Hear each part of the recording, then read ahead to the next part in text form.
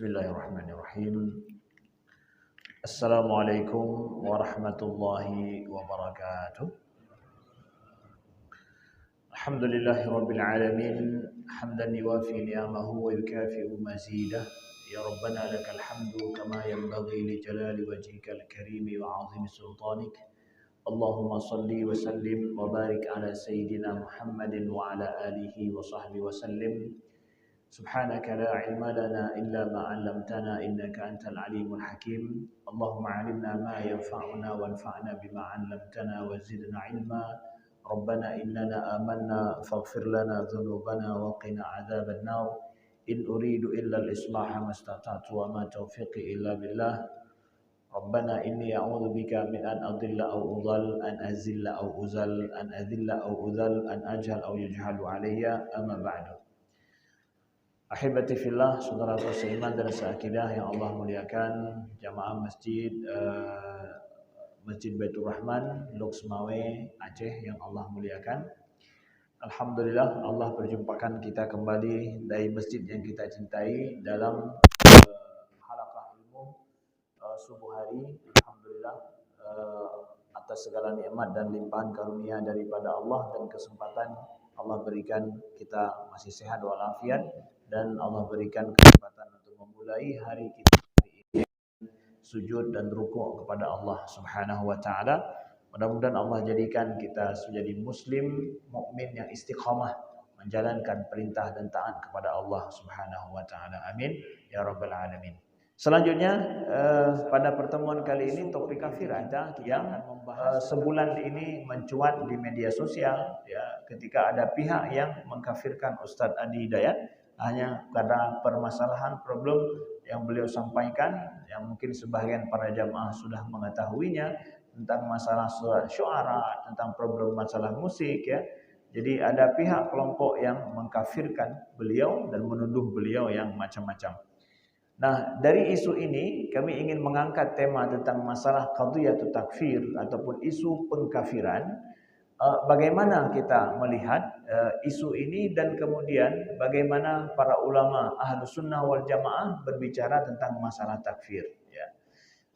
Karena isu takfir ini bukan gara-gara masalah ada yang mengkafirkan seorang ustadz saat ini, tetapi isu takfir ini sudah ada dalam rentetan masa sejarah sekte-sekte di dalam Islam ya.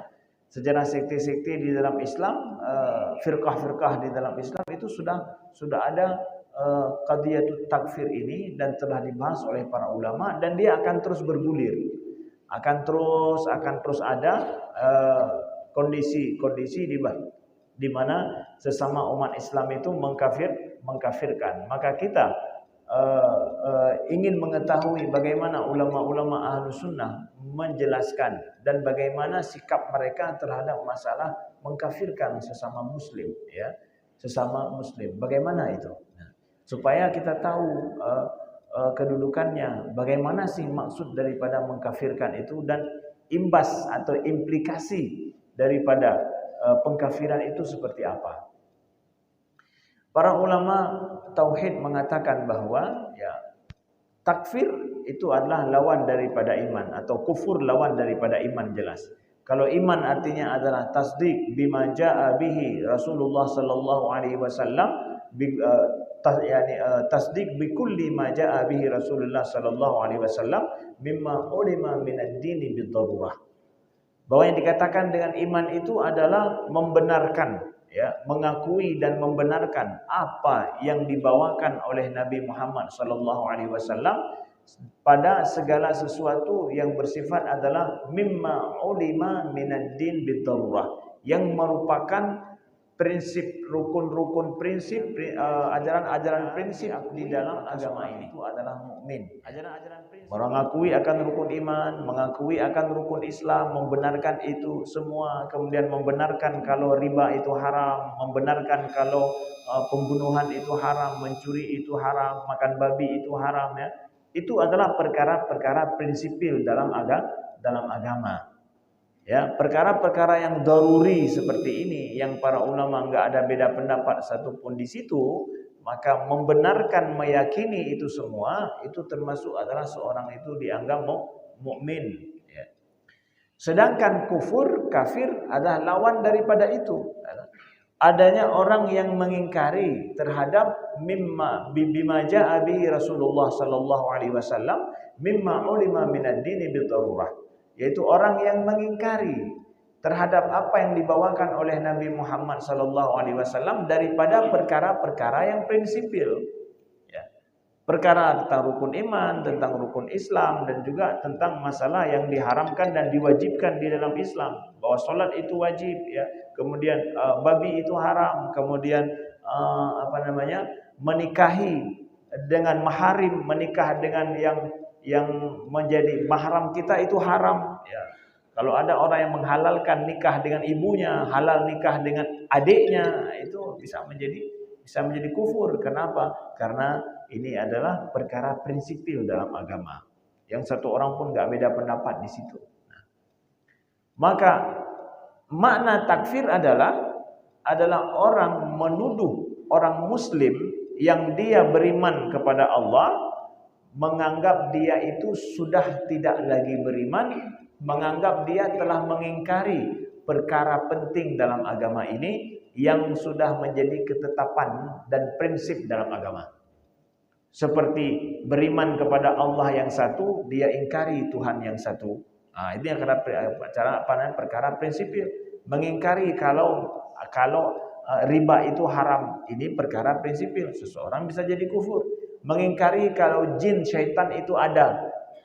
Jelas dalam Al-Quran jin dan syaitan dikatakan ada. Diingkari, ini bisa menjadi kufur.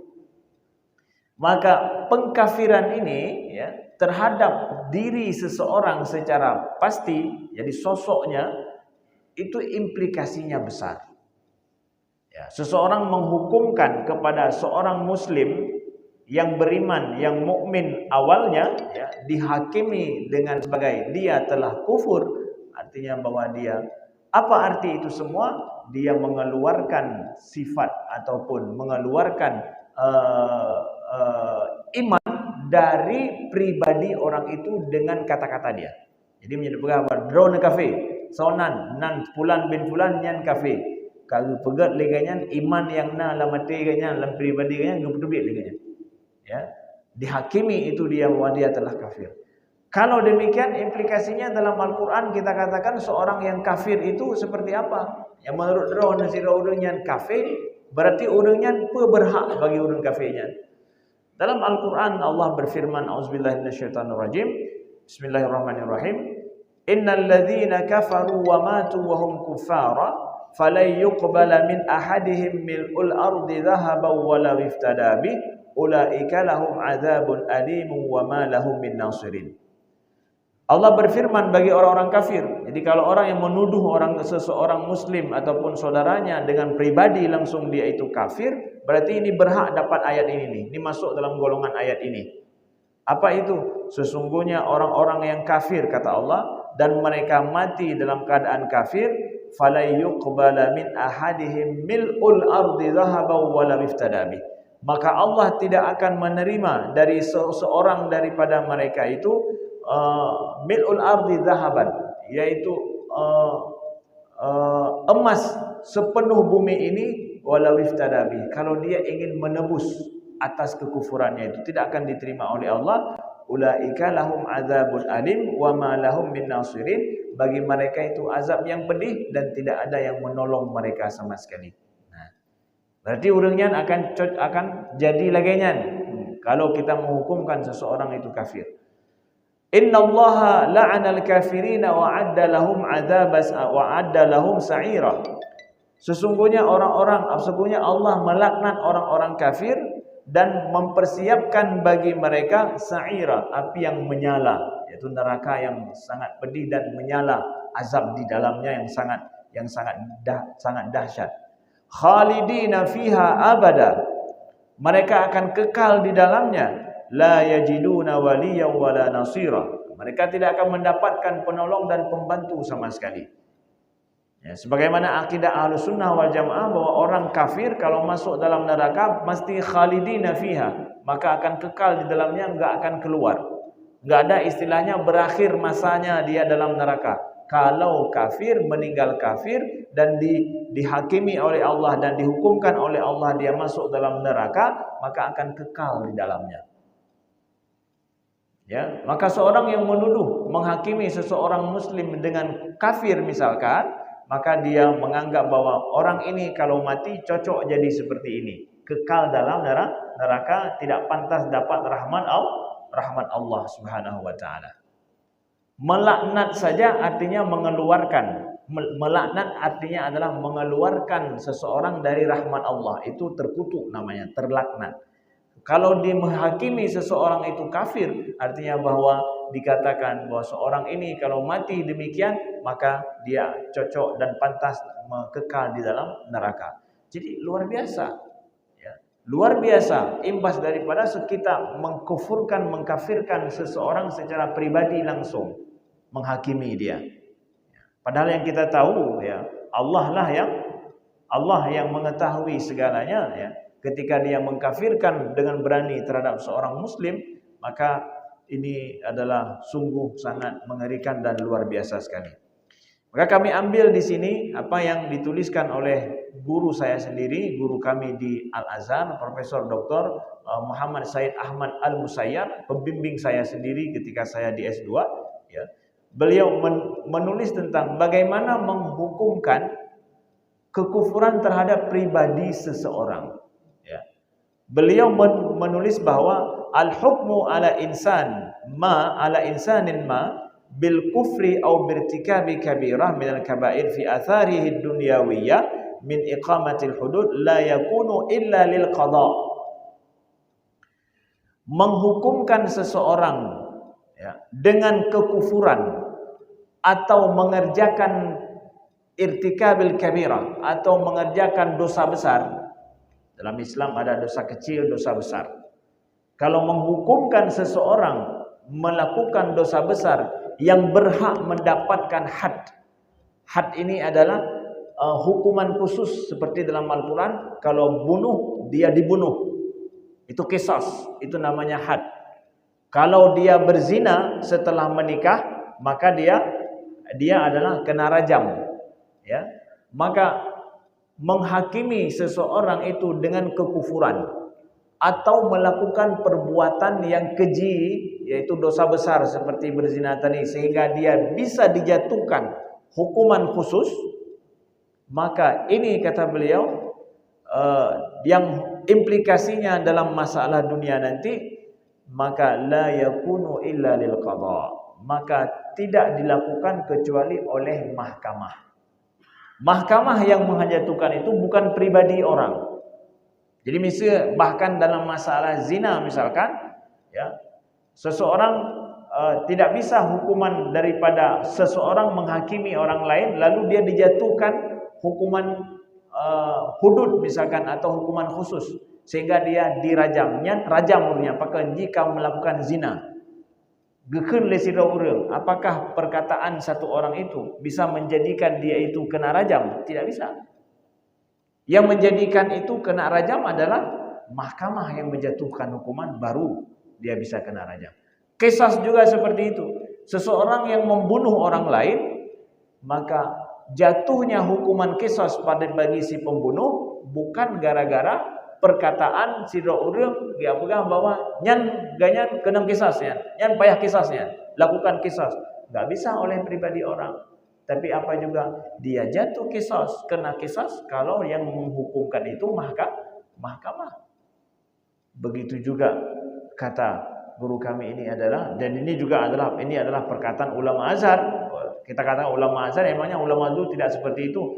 Ini adalah rujukan saya sampaikan. Ulama Azhar ya rujukan dari zaman-zaman dulu bahwa menjatuhi, mengkafirkan seorang itu, ya, yang ada implikasi dunia akhirat itu, yaitu adalah itu kembali kepada qada, kepada mahkamah untuk melakukan itu, menghakimi dia ini, mengatakan dia kafir atau bukan. Kalau dia awalnya adalah seorang muslim, ya, awalnya seorang muslim, saudaraku yang dimuliakan Allah. Ini dalam masalah qadiyah takfir, mengkafirkannya. Nah, kemudian kita lihat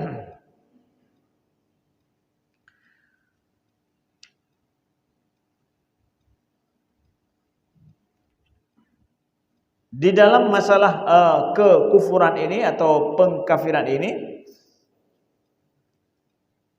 nanti di akhirat bagi orang tersebut ya, ataupun ketika di dunia seseorang menghakimi seorang itu dengan kafir, apakah ada celah? Ya, ada celah kalau sebenarnya boleh saja orang itu adalah dirahmati Allah Subhanahu wa taala. Nah, makanya kita lihat ini riwayat dalam hadis bagaimana ahlu sunnah melihat ya, masalah mengkafirkan orang lain itu sangat sensitif sekali dan itu sangat mengerikan dan itu adalah sungguh sangat harus hati-hati. Pertama kita lihat riwayat daripada Imam Bukhari, hadis yang sahih, riwayat yang sahih tentang yang terjadi dengan Usamah bin Zaid. Usamah bin Zaid dalam sebuah peperangan beliau melaporkan kepada Nabi kalau beliau membunuh musuh dalam peperangan. Yang musuh ini dia ketika mau dibunuh sempat mengucapkan la ilaha illallah Muhammad Rasulullah. Yang tengah memperang dua ke. Jadi tengah betul-betul gemuliha dua ke, yang musuhnya ingin membunuh beliau, beliau juga ingin membunuh dia karena dalam perang memang perang. Ya, perang dalam perang ya, orang yang memerangi kita karena kita beriman kepada Allah dan dia memerangi kita, itu adalah boleh untuk dibunuh karena dia ingin membunuh kita. Tapi ketika Usamah bin Zaid berhasil beliau mengalahkan musuh ini, mau dihabisi oleh Usamah bin Zaid, si musuh ini kemudian mengucap, kenapa tinggal gecang macam itu selesai urusan, tapi dia ucapkan la ilaha illallah Muhammad Rasulullah. Ya. Usamah menganggap nyawa untuk tameng mendangnya supaya selamat, nyawa peselamat draw. Ya. Ini kan kita lihat konteksnya sesuai panenanya menyanyi betul-betul di meiman pakan han dari awal di meiman baik ya perang danyo pakan bak kena cang terakhir ikun la ilaha illallah nyo berarti panenanya. Usamah bin Zaid berpikir demikian, maka kepabihannya ana kira dilaporkan kepada Nabi sallallahu alaihi wasallam. Ya. Ketika Nabi mengetahui ini dilakukan oleh Usamah, ya, Nabi marah besar. Kata Nabi, asyaqaqta qalbah. Memangnya engkau bisa melihat hatinya, engkau buka hatinya, engkau lihat bahwa dia itu dusta dengan kata-katanya itu. Berkatakan, jik takalan hati urunyan, Nabi. Bah kata apa ni la ilaha illallah. Bungah Nabi. Sampai Usamah mengatakan, andai kata lun urungnya baru beragama Islam. Ya. Artinya apa? Andai kata saya baru masuk Islam, artinya apa? Menyuruhnya beragama Islam, kan ampun desya mendung. Ya. Marah Nabi SAW gara-gara seperti itu. Tapi punya konteks takalan, ya betul sih dengan Usamah. Apa ni namanya? Gara-gara talu ikutnya, hana talu sama ikut dan ya, hana kira kepabe. Tapi lihat Rasulullah sallallahu alaihi wasallam mengatakan bahwa kata hanya tahu ku hati urang. Kaikun la ilaha illallah, maka man qala la ilaha illallah asamu minni dima'ahum wa amwalahum, kata Nabi. Siapa yang mengucapkan la ilaha illallah, maka itu terpelihara harta dan darah dan hartanya, kata Nabi. Tak boleh taruh darah orang yang mengucapkan la ilaha illallah walaupun dalam konteks apapun seperti itu. Nah, jadi jangan mudah sekali untuk menghakimi atau menganggap kafir orang lain. Dalam konteks ini saja nih, dalam perang kahe Usamah kara nyahana gedume perubah aja jadi hipoh kanyan. Tapi la ilaha illallah. Tidak dimarahi oleh Nabi sallallahu alaihi wasallam, ya, dia mengatakan bahwa kata kalau nanti aja. Ya. Maka kita katakan juga demikian. Bagi siapa saja yang mudah mengkafirkan saudaranya yang muslim yang lain. Kada kata kalaunya hati urunyan padahal ganyang semayang sampai urunyo. Dia solat sampai hari ini, dia sampai hari ini mengajak kebaikan kepada orang. Bagaimana mudah engkau mengkafirkan saudaramu. hanya pada masalah yang, apalagi kita katakan masalah yang diperbincangkan itu adalah masalah ulama, di situ ada yang beda pendapat. Bukan masalah memang ulama minad dini bidarurah, yang ulama tidak ada beda pendapat di situ. Nah.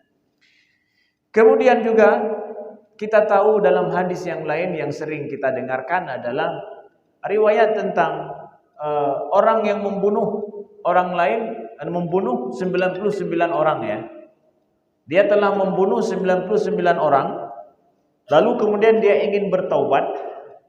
Dia ingin bertaubat. Lalu dia tanyakan kepada seorang ahli ibadah, ya, karena dia tahu, dia berpikir menurut dia, karena dia tidak punya ilmu, orang-orang yang ahli ibadah ilmunya lebih baiklah. Ketika ditanya sama orang ahli ibadah, mengatakan, ditanya apa? Saya sudah membunuh 99 orang. Apakah saya ini masih ada taubat? Masihkah bisa saya bertaubat kepada Tuhan setelah membunuh 99 orang? Kasih kurun roi pohreung ya, berarti kan pembunuh kelas kakap ya. Ahli ibadah ini mengatakan, hana jalan li, enggak ada jalan lagi untuk taubat. Sudah 99 orang, apa lagi? Disempurnakanlah 100 orang pohlomnya ya. Memang ini pembunuh. Dia bunuh lagi ahli ibadah ini gara-gara mengatakan tidak ada ibadah. Ya. Orang ini. Ini cerita daripada Nabi sallallahu alaihi wasallam yang sering kita dengarkan. Sampai akhirnya dia bertanya kepada seorang ahli ilmu ya, bahwa apakah masih ada jalan taubat kepada saya. Ini berarti orang yang ke-100, orang lengkap sertuh roi pohre ya. Lalu pergi dia, saya sedang membunuh 100 orang ya. Apakah masih ada jalan taubat bagi saya pada ahli ilmu? Maka dia mengatakan, siapa yang menghalangi dirimu daripada taubat kepada Allah? Nah, maka beda ahli ilmu dengan ahli ibadah ya. Kadang ahli ibadah dia memang manfaatnya bagi dirinya sendiri. Tapi kalau ahli ilmu, manfaat bukan cuma dirinya sendiri, tapi untuk orang lain. Itu bedanya ahli ibadah dengan ahli ilmu. Kadang ben kalan bahwa minasira urang ahli ibadah, ben tanya hukum ba urang yang rajin ibadah. Ya. Tanya hukum pada ahli ilmu. Walaupun hana sama kalangan ahli ibadah. Ahli ilmu yang memahami banyak masalah. Memang Allah berikan kelebihan pada orang-orang yang berilmu, dia bermanfaat bagi orang lain. Sedangkan ahli ibadah manfaatnya bagi dirinya sendiri. Nah, kemudian dia suruh bahwa pergilah engkau ke tempat lain, jangan engkau tinggal di tempatmu sendiri, supaya engkau bisa beribadah dengan mereka di sana. Karena lingkunganmu itu lingkungan yang jahat, sehingga engkau menjadi penjahat. Nah, jadi pembunuh seperti itu. Nah, akhirnya dia mengikuti saran dari ahli ilmu ini, ternyata dia meninggal di tengah jalan. Kita tahu dalam sabda Nabi bahwa turun malaikat rahmat dengan malaikat azab untuk merebut nyawa ini, mau dibawa oleh malaikat azab atau malaikat rahmat, sampai akhirnya disuruh untuk ukur mana lebih dekat. Kalau dekat dengan tempat dia akan bertaubat kepada Allah, maka dia diampuni oleh Allah. Ternyata dia dekat dengan itu, diampuni oleh Allah Subhanahu wa taala. Apa hadis ini mengadakan kita memberikan makna kepada kita apa? Kata para ulama bahwa sejahat-jahat orang mungkin yang nampak secara zahir di dunia ini, tapi di sana boleh jadi ada rahmat Allah loh kepada dia, yang menjadikan dia bisa diampuni oleh Allah Subhanahu wa taala. Maka secara pribadi hati-hati sekali kita membenci pribadi orang, menganggap bahwanya memang jika terkutuk abe hangga pampun oleh Tuhannya. Hanya kebenaran. Enggak boleh kita katakan itu seperti itu.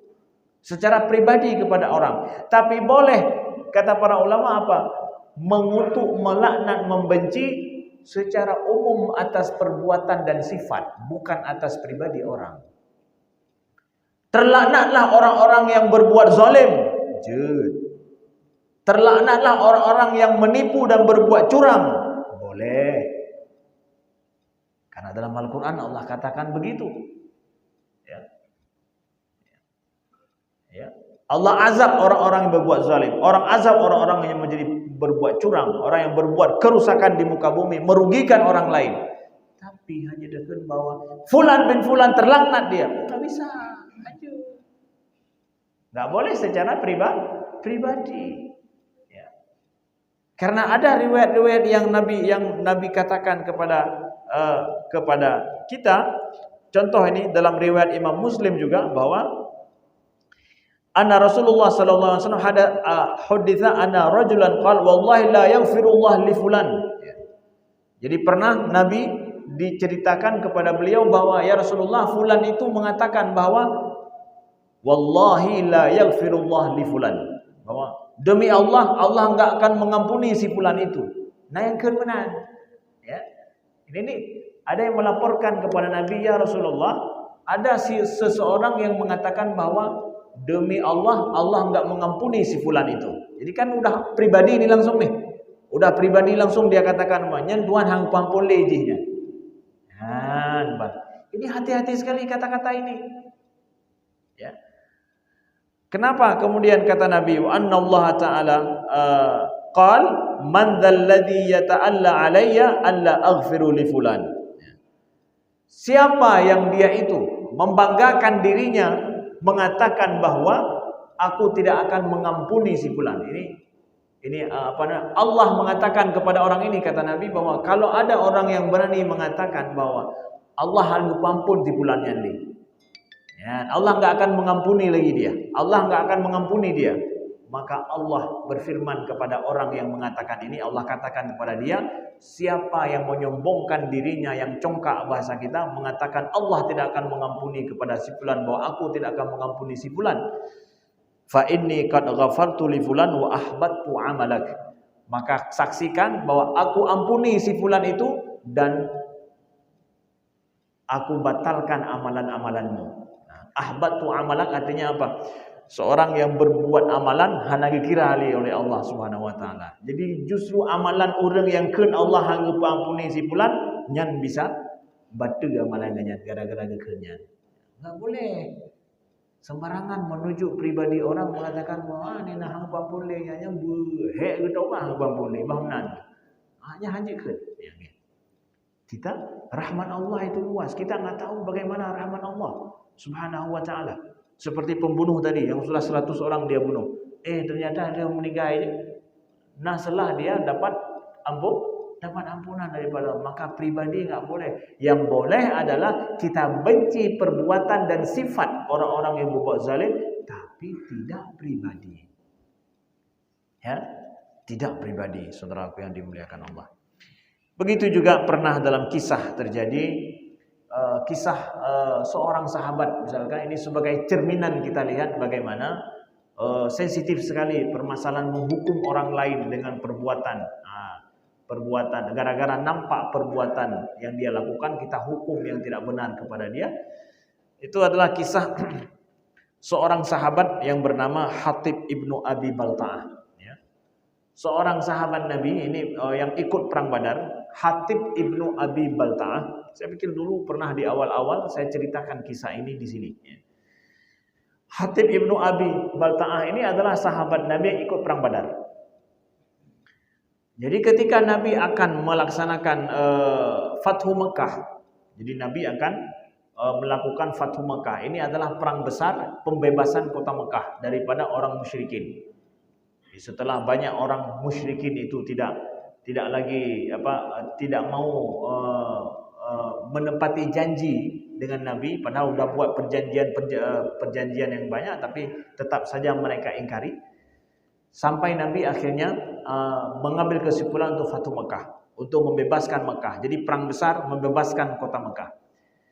Maka rahasia tentang pembebasan kota Mekah ini betul-betul dirahasiakan oleh Nabi SAW. Tidak boleh ada yang tahu. Hanya yang jangan sampai orang musyrikin tahu. Tapi ternyata ada seorang sahabat ahli perang Badar membocorkan rahasia ini. Dikirimkan berita bahwa Nabi sudah mempersiapkan untuk perang Fathu Mekah ini, ya, dengan jumlah pasukan sekian, dan kapan Nabi akan mulai menyerang Mekah, akan pergi ke Mekah untuk membebaskan Mekah. Dikirimkan oleh Hatib, namanya beliau ini Hatib ibnu Abi Balta'ah, dikirimkan berita ini melalui seorang wanita. seorang wanita yang pergi ke Mekah dan dititipkan berita ini kepada orang-orang Quraisy di Mekah, pada pembesar-pembesar Quraisy. Ya. Sampai Nabi diberi kabarkan oleh malaikat bahwa ada yang membocorkan berita ini, dan berita ini dibawa oleh seorang wanita yang mengendarai onta. Nabi suruh Ali bersama dengan beberapa orang sahabat susul seorang wanita yang nanti engkau akan berjumpa di daerah, saya lupa nama daerahnya. Engkau akan menjumpai dia di daerah ini dan ambil tulisan yang ada bersama dia. Ali tahu itu kata Nabi dan langsung beliau lari menyusul wanita itu dan sampai dia di tempat yang Nabi katakan. Jadi Nabi telah memperkirakan bahwa dia berapa lama wanita ini berjalan, berapa lama disusul oleh Ali bin Abi Thalib. Jumpa wanita ini memang di situ. Jadi luar biasa memang. Ini berita daripada malaikat. Sampai ke situ bahwa dilihat bahwa kata Ali bin Abi Thalib, berikan tulisan yang ada bersama dengan wanita ini. Mengatakan, saya nggak punya tulisan apa-apa, saya tidak membawa apa-apa. Berikan. Tidak, saya tidak punya apa-apa. Ya. Disembunyikan dalam baju. Jadi tempat yang paling pah gesok yang menyaurina ke dalam baju kan. Baju ini urat tanya agam kah hanya dapat apa. Kaji net tanya nyamun dan wate tala kepeng ni tanya pai duit peng. Ya, pai duit peng ni. Tiga mencik model lagi peng, mencik peng, duit peng yang baik duit. Ya, betul. Tempat yang paling aman ya. Ya. Jadi nyo menancit ya. Ketika ditaruh di tempat itu sampai Ali mengatakan, engkau berikan, kalau tidak aku buka bajumu. Karena Ali yakin kan Nabi sudah bilang, belum buka baju kata, menyahana kata Nabi. Ya. Karena Ali yakin sudah pasti ada bersama dia, kan Nabi bilang begitu. Akhirnya wanita ini pun menyerah dan mengeluarkan tulisan itu. Dan lalu dibawa pulang oleh Ali bin Abi Thalib tanpa dibuka tulisan itu. Sampai kepada Nabi, dibuka oleh Nabi, dibaca oleh Nabi bahwa yang menulisnya adalah Hatib bin Abi Balta'ah. Terkejut Nabi, ini para sahabat semua juga terkejut. Ini Hatib ini kan kawan kita. Ngon katanya, ya. Ikut perang Badar lagi. Sampai Umar marah, ya Rasulullah, izinkan aku pancung lehernya. Kata Nabi, lah, jangan wahai Umar. Dia ini ahli Badar. Dan ahli Badar itu diampuni oleh Allah dosa-dosanya. Enggak bisa. Datanya mendeng wahai Nabi. Kita tanya kepada dia, apa sebabnya dia melakukan ini. Nah, kemudian Hatib mengatakan bahwa, ya Rasulullah, aku melakukan itu adalah bukan gara-gara aku ridha dengan kafir atau aku ingin membela orang kafir, bukan ya Rasulullah. Nah, kan kalau kita lihat bahwa bi kata cuma nyo ke kata bantu orang kafir, nyo hanaiman le kata bantu orang kafir. Masa Nabi ingin berperang engkau berikan berita ini adalah oleh Nabi. Mana iman pada orang laganya? Tunggu, lihat bagaimana Nabi menghakimi. Ya. Dengarkan dulu kita alasannya apa. Didengarkan oleh Nabi bahwa ya Rasulullah, aku di Mekah itu tidak punya saudara. Ketika aku berhijrah ke sini, sahabat-sahabat yang lain mereka punya saudara yang menjaga keluarganya di sana. Karena orang Mekah itu kan jalinan persaudaraan menjadikan mereka terjaga walaupun beda secara iman ya. Tapi gara-gara keluarga katanya nyan syara katanya nyan hanya si walaupun lagi yang jaga nyan syara. Sedangkan aku enggak punya kerabat yang seperti itu. Yang menjaga keluargaku yang masih ada di Mekah. Maka aku memberikan kabar ini adalah kepada orang-orang pembesar Mekah demi mereka menjaga saudaraku di sana, bukan gara-gara aku ingin menganggap bahwa membela mereka atau kekufuran terhadap mereka atau aku kufur, bukan ya Rasulullah. Aku tahu bahwa Allah pasti akan mengalahkan mereka dan Rasulullah akan mampu mengalahkan mereka dan azab Allah akan turun kepada mereka. Itu pasti itu. Enggak akan berita yang aku sampaikan ini sama sekali tidak akan berpengaruh kepada mereka. Aku tahu itu, aku beriman seperti itu. Aku hanya ingin sedikit mereka demi untuk keluargaku ya Rasulullah. Oh menan kata buat banyak. Ilun hana syarah ini. Ya, urunyo nasyarah mandum ini. Lu hana syarah, hana tahu jaga anak dengan berumah lu ini. Kata Nabi, dia sudah berkata jujur. Jujurnya. Kan gara-gara membantu orang kafir. Maksudnya dari awal bukan. Diampuni oleh Nabi sallallahu alaihi wasallam. Tidak dianggap dia kafir, tidak ini. Nah, padahal konteksnya seperti apa lihat. Nabi gejak memperang, inganya gejak pembucau berita. Menyeohnan mentang dah pegah. Hai, Nabi gejak memperang, au iji pembucau. Kibannya beritanya. Kiban urangnya. Lihat. Kan menyada pegah apa? Bidnyo. Urang gejak poh Nabi. Nyo sama dengan poh Nabi urangnya. Tahu pun macam-macam. Tapi lihat. Nabi tidak melihat juga apa alasan dia. Lihat betapa sensitifnya. Ya.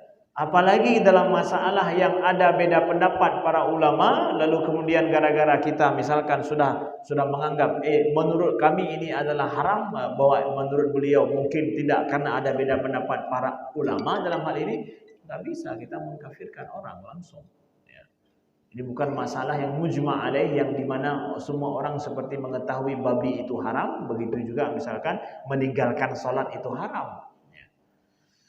Nah, di akhir daripada ini adalah kami ingin sampaikan bagaimana Imam Al-Ghazali, sebelum Imam Al-Ghazali saya sampaikan ini adalah daripada Abu Hasan Al-Asy'ari sendiri. Ya. Imam Abu Hasan Al-Asy'ari sendiri yang dinukilkan oleh Imam Izzuddin Al-Iji dalam kitab beliau, Kitab Al-Mawaqif. Kitab Al-Mawaqif ini adalah kitab akidah yang menjadi diktat kuliah kami di akidah di Al-Azhar. Saya tahun 4 dan S2, ya, diktat kami adalah ini. Jadi kita lihat Imam Abu Hasan Al-Asy'ari menuliskan dalam kitab beliau Maqalat Al-Islamiyyin, kata beliau, ikhtalafal muslimuna ba'da nabiyihim alaihi salam fi asya. Dhallala ba'duhum ba'da wa tabarra'a ba'duhum an ba'din. Fasaru firaqan mutabayyinina illa anna al-Islam yajma'uhum wa yu'ammimuhum. Fahadha madhabu wa alaihi aktsaru ashabuna. Imam Izzuddin Al-Iji menukilkan Imam Abu Hasan Al-Asy'ari mengatakan apa?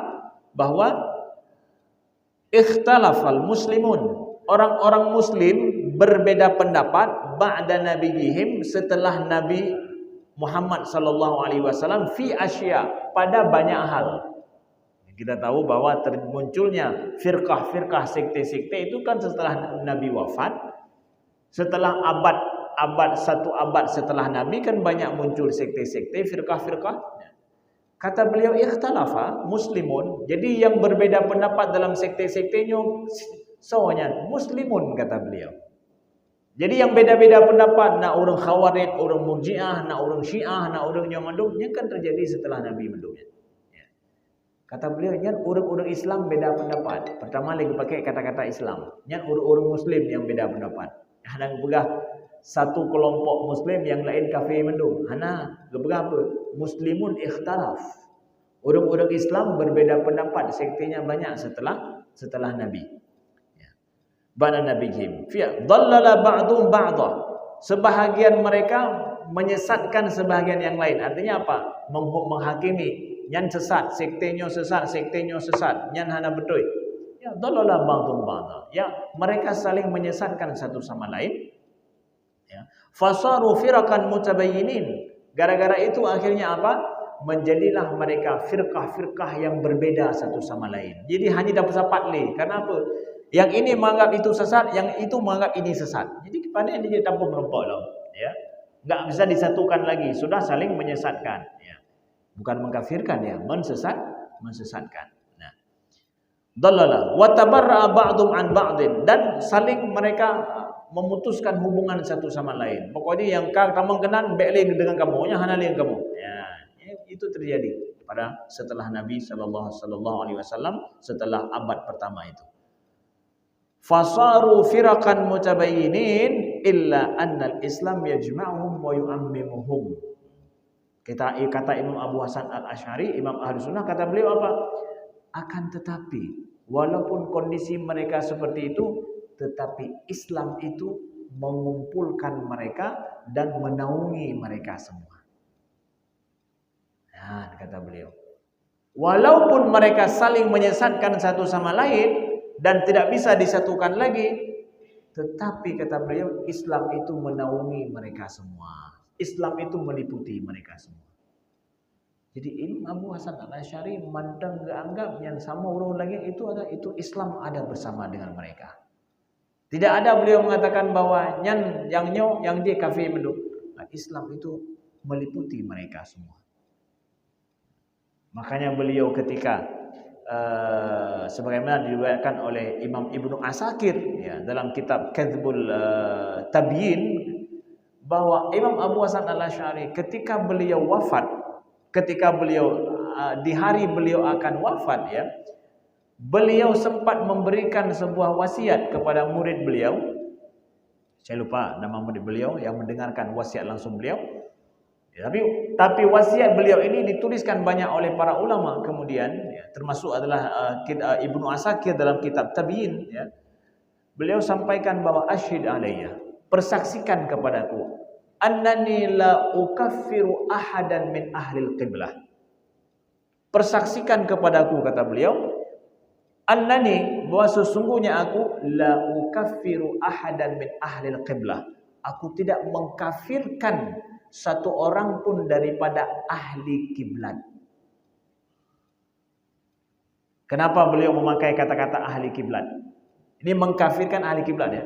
Aku tidak pernah mengkafirkan satu orang pun daripada ahli kiblat. Persaksikan kepadaku. Baik salah ya belum berkafirnya mana?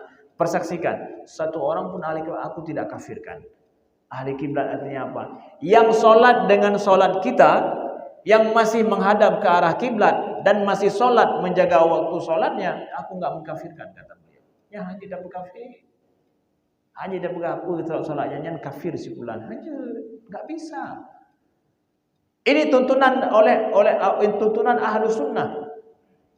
Tidak mengkafirkan satu orang pun daripada ahli kiblat. Cuma kalau menyesat hanya tidak berkafir, melenceng mereka boleh. Mereka sesat, mereka melenceng. Oh, mereka orang Syiah, tersesat dalam ajaran mereka ini. Oh, mereka orang Khawarij sekalipun. Jadi para ahlu sunnah Khawarij saja yang suka mengkafirkan orang lain, enggak semua ahlu sunnah juga balas mengkafirkan mereka. Walaupun ada, sebagaimana kata Imam Abu Ishaq Al-Syirazi, bahwa kalau mereka mengkafirkan kita, baru kita kafirkan mereka. Itu pun gara-gara ada saling mereka mengkafirkan dulu, baru kita kafirkan mereka. Karena kata Nabi, orang yang mengkafirkan orang lain maka kekufuran sudah ada itu. Hanya hanaret ke awaknya, berarti hanya hanaret ke kitanya, berarti ke awaknya. Maka ada sebagian ahlu sunnah, ulama ahlu sunnah yang mengatakan bahwa enggak boleh mengkafirkan orang kecuali yang mengkafirkan kita. Tapi ada juga imam ahlu sunnah, ulama ahlu sunnah yang mengatakan bahwa walaupun sudah mengkafirkan kita, dia masih satu kiblat dengan kita, tidak dikafirkan karena masih ahli kiblat. Tapi kita katakan dia sesat, nyan hana betul dalam masalahnya, ya. Mereka melenceng dalam masalah ini boleh. Tapi menyesatkan dengan mengkafirkan kan beda hukumnya. Nah, ini dia. Perlu diketahui. Kan berarti hana dapat kafir, hanya dapat sesat awalnya. Boleh disesatkan. Sesat dalam masalah 1, 2, 3 hal. Ya. Oh, ini hanya sesat-sesat awalnya. Seperti orang Khawarij yang menganggap kafir orang lain yang berbuat dosa besar. Ya. Yang kafir mendu merupakan dosa besar, kafir mendu menurut awalnya dan masuk dalam neraka khalidina fiha menurut awalnya. Menurut awalnya kita katakan bahwa itu sesat, menyesatkan. Tidaklah orang berbuat kesalahan dan dosa besar dihukumkan kafir. Tidak. Menurut ahlu sunnah. Nah, bagaimana saudaraku yang dimuliakan Allah. Sehingga satu kaidah penting dari Imam Al-Ghazali saya sampaikan di sini juga untuk melengkapkan informasi kita.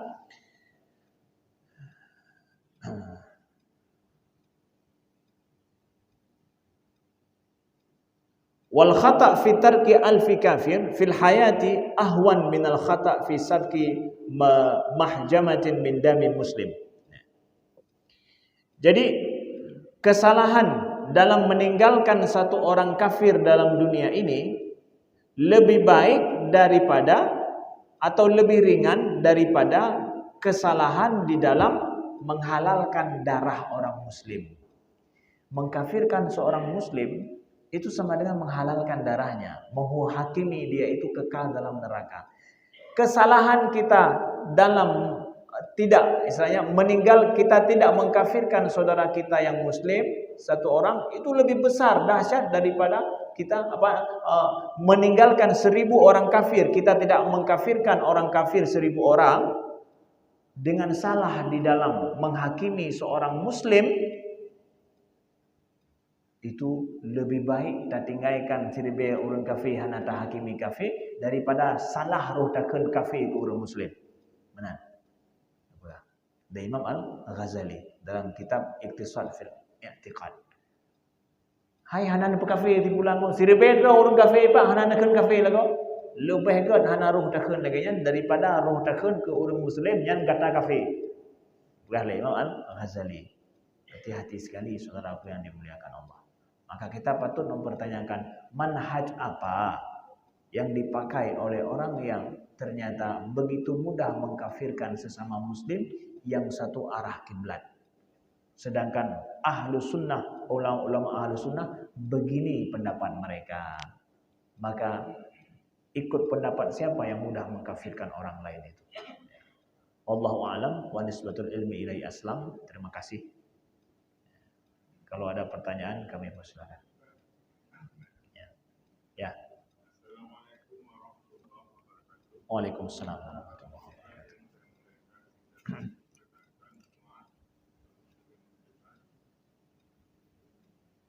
Pertanyaan tentang kafir ini, seperti Ustaz katakan tadi, kafir artinya dia adalah menutup. Berarti menutup kepercayaan terhadap agama Islam apapun syariat agama Islam. Itu kafir. Ya.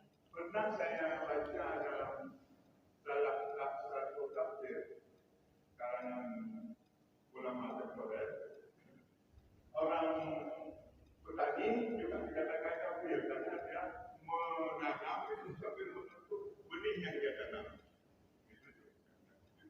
Kemudian waktu kasus Ahok, kita sibuk dengan masalah kafirnya, malah dia kita bilang kafir.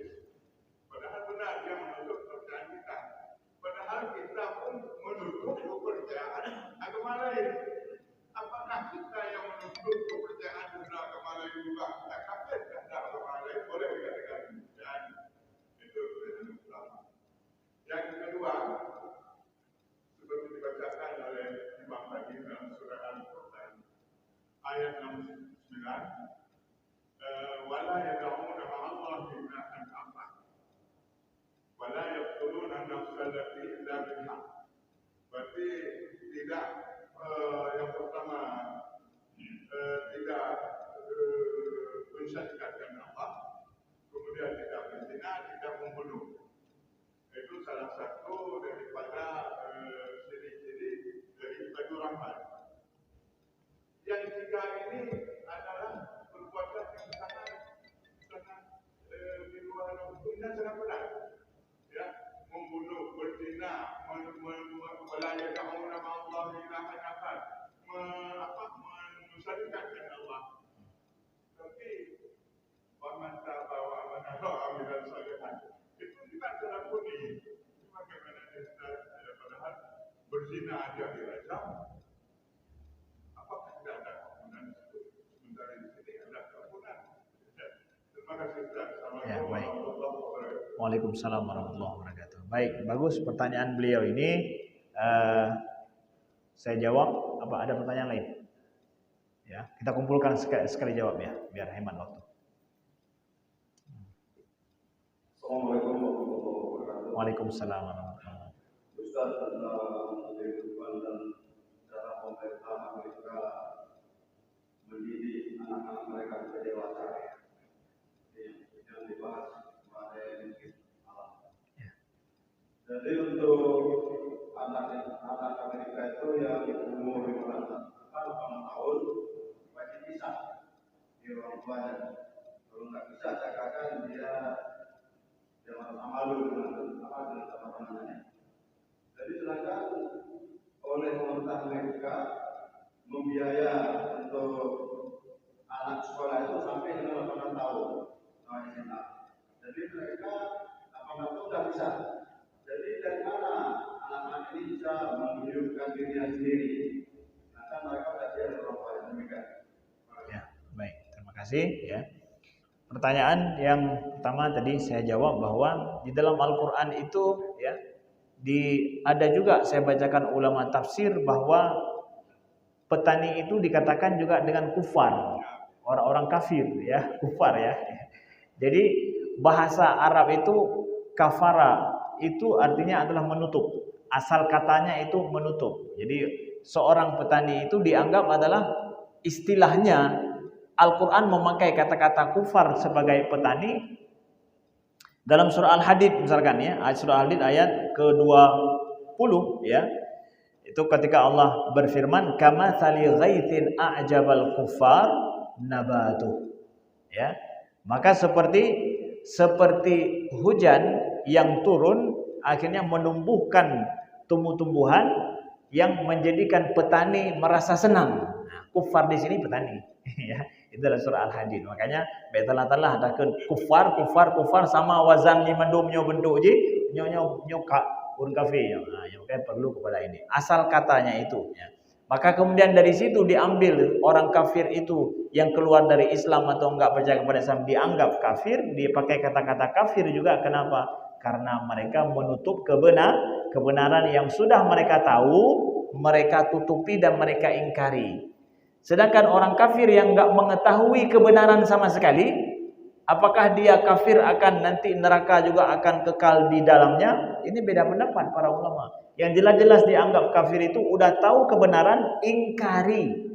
Kebenarannya sempurna sampai kepada dia ingkari. Seperti kafirnya Abu Lahab, Abu Jahal, ya, Uqbah bin Abi Mu'aid pada masa Nabi sudah lengkap sempurna. Nabi datang dengan membawa ajaran dengan baik dan dia dengarkan langsung dengan kepala mata mereka, tapi mereka tutupi kebenaran itu kafir jelas-jelas itu ya. Sedangkan kebenaran tidak sampai jadi jihadnya dipu-tepu ya. Kibannya yang itu para ulama beda pendapat, bahkan yang mengatakan bahwa dia boleh jadi selamat karena dia tidak sampai kebenaran padanya. Jadi dia tidak menjadi kafir yang kekal dalam neraka. Kemudian Ustaz itu kan dalam surat dalam surah Al-Furqan yang dibacakan oleh imam kita tadi itu adalah orang-orang yang dapat rahmat Allah menjadi ibadur rahmanil ladzina yamshuna 'alal ardi hauna, kemudian alladzina la yad'una ma'allahi ilahan akhar wa la yaqtuluna an-nafsa allati harramallahu illa bil haqq wa la yaznun. Itu tidak mensekutukan Allah, tidak berzina dan tidak membunuh orang lain. Tapi kemudian wa man taba wa amila shalihan fa innahu yatubu ila Allahi mataba. Tapi kan akhirnya juga Allah mengatakan siapa yang bertaubat, berbuat amal soleh, Allah akan bertaubat baginya, memberikan dan menerima taubatnya. Jadi ternyata diampuni juga oleh Allah walaupun dia itu. Iya, walaupun orang berbuat dosa besar ada keampunan, tapi kan dirajam Ustaz. Kalau berzina dia sudah menikah kan dirajam. Rajam itu sendiri taubat dia. Ya. Orang yang berzina dia siap untuk dirajam, kemudian rajam itu taubat dia. Makanya ketika ada seorang zaniah pada masa Nabi berzina, kemudian dirajam oleh Nabi, ada sahabat yang marah, gurung caci lah, dong marah, pegat dosa besar. Kata Nabi SAW, jangan engkau mengutuk dia. Kalau dibagi, kalau taubat dia ini kita bagi-bagi untuk orang Madinah, ini sampai orang Madinah semua dapat taubat dia ini, kata Nabi. Dumnan besar istilahnya, begitu besar taubat dia. Jadi ketika seorang berbuat dosa besar dia dirajam, itu salah satu mekanisme taubat dia. Justru sekarang menjadi pertanyaan, kalau misalkan berzina jelas-jelas misalkan dia tidak dirajam, apakah taubatnya diterima atau tidak? Itu kembali kepada Allah. Tapi kalau dia siap dirajam karena mengakui kesalahannya, itu diterima, itu sudah makbul taubatnya. Enggak ada lagi dosa di akhirat. Umar dan Kuwiro kemudian jadi gerajam tangkalinya kaji enam talah pegah pemerintah ya. Tapi seorang ingin enggak mau dirajam, tapi dia ingin bertaubat dengan sendirinya sembunyi-sembunyi, bisa diterima taubatnya? Bisa juga kata para ulama, kenapa tidak? Memahan baik depu legok punya. Cuma kan nggak tahu pasti. Nyo diterima Tuhan oleh Allah. Tapi harapan diterima, mudah-mudahan. Tapi kalau dia masuk mekanisme rajam, udah, setelah itu taubatnya paling besar itu, udah betul-betul dia taubat dan jadi ibrah bagi orang lain. Gara-gara dia, orang lain pun akhirnya enggak berani buat dosa lagi. Kenapa? Kalau kalian kibar kena rajam ni, ya, handli lo kulainya. Nah, jadi dia menjadi syafaat bagi orang lain bahkan. Ya, begitu. Begitu juga orang yang kafir, kemudian dia taubat sebelum dia mati, seperti terjadi dengan Usamah bin Zaid tadi misalkan. La ilaha illallah dia kalau meninggal gitu. Semayang tan jaga tan mudah tak kan. Barangkali ke perang-perang gop, dia kalau meninggal gitu mereka la syahadu an la ilaha illallah wa anna muhammadar rasulullah. Plak meninggal kan. Kai kan. Nekeng kala barayu. Ya. Gimana misalkan? Ya bisa saja Allah terima taubatnya. Yang pasti sebelum meninggal. Tapi orang yang meninggal dalam keadaan kafir dan ridha dengan kekufurannya, terima taubat oleh Allah, ya kalah. Hanale ya, dianggap di dunia ini dia. Nah, begitu adanya. Nah, dari mana tadi pertanyaan bahwa anak-anak kalau pisah dari orang tuanya, ini cerita tadi malam. Dari mana penghidupannya? Anak-anak di sana masa SMA itu sudah mulai kerja part time namanya. Jadi anak-anak SMA di barat, di Amerika dan di Kanada itu SMA itu sudah part time, sudah mulai bekerja paruh waktu. Nawate dalam siuro 2 jam, 3 jam, 4 jam dia mulai bekerja. Nah, ini adalah salah satu model kehidupan di sana yang bagus. Ya, anak-anak SMA bahkan sekolah menyuruh mereka untuk harus ada tempat pekerjaan, latihan kerja dia. Bekerja tapi digaji per jam dia. Ya, dan nyogat tacok le katanya SMA katanya anime katanya bahwa benar kerja. Pekerja, laporan kerja, pekerja. Oh kerja ngurun si pekerja, mu ni bilang je ci, ya. Mai sampai anime hana itu orang kerja. Jadi silabus pekerja itu silabus sekolah juga. Ya, untuk ada pekerjaan. Setelah tamat SMA, dia sudah biasa dengan pekerjaan. Akhirnya dia masa kuliah itu juga kuliah kerja. Makanya naiklah kuliah sambil kerja. Itu sudah terbiasa mereka. Dan ya, kalau tidak cukup dia bisa mengambil pinjaman dari pemerintah yang mereka akan bayar setelah kuliah. Jadi ada mekanisme yang memang ada ide ya, pegah dia oleh ada ini punya tim kerja lupa yang ustaz. Betul-betul punya tim kerja dia pegah hana perlele pempeng daripada ayah dia. Ji ke menan ya. Maka dia tak urut ini 18 tahun anak ke hai tinggal di rumah dia minta pengeroi naik pada minta pengeroi hana perlele ke ayah dia. Tapi anak yang mutua itim tinggal dengan ayah dengan mak dia 18 tahun ya mutua tak boleh. Senang taknya anak ke luar biasa. Nah, maka idonah punya anak di rumah ben dot. Ya. Alhamdulillah anak lu di rumah ben ada dot je. Mangki macam tengku nubina beget. Hai punya salah tetap ndet. Yalah ya. Salah ndet dengan cara yang ged ya. Nah. Benar. Kabeh? Kas selesai. Oh sama tu. Ged. Bah ganji ya. Hai hero ke ganji. Terakhir.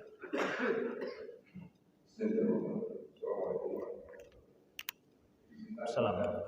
Dalam fenomena pertimbangan secara bahasa anak itu sangat banyak diucapkan. Baik diucapkan langsung maupun lewat media. Melaknat orang-orang yang memang dianggap suka saling kerja lain itu bukan. Tapi yang jelas banyak sekali. Banyak sekali orang mendoa anak-anak itu betul-betul. Nanti Assalamualaikum warahmatullahi wabarakatuh.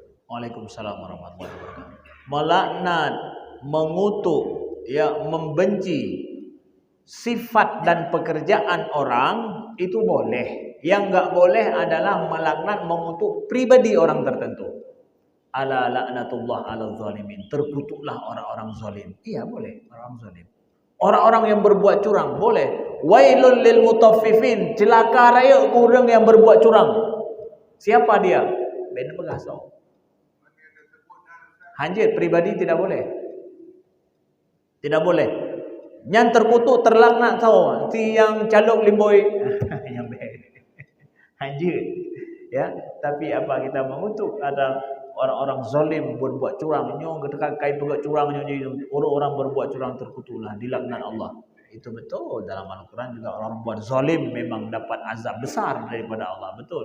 Tapi pribadi jangan. Secara pribadi menohok dan pasti orangnya jangan. Kenapa Ustaz? Tapi dia saya lihat berbuat ini. Boleh dia bertaubat nanti. Dia insaf dari itu, dia minta maaf daripada pekerjaannya. Oh, maka kena melaknat lun termasuk laknat lun. Menyerang taubat payah lebih teh baron hai. Aku taubat pada sahabatnya tarik long laknat drone. Ya.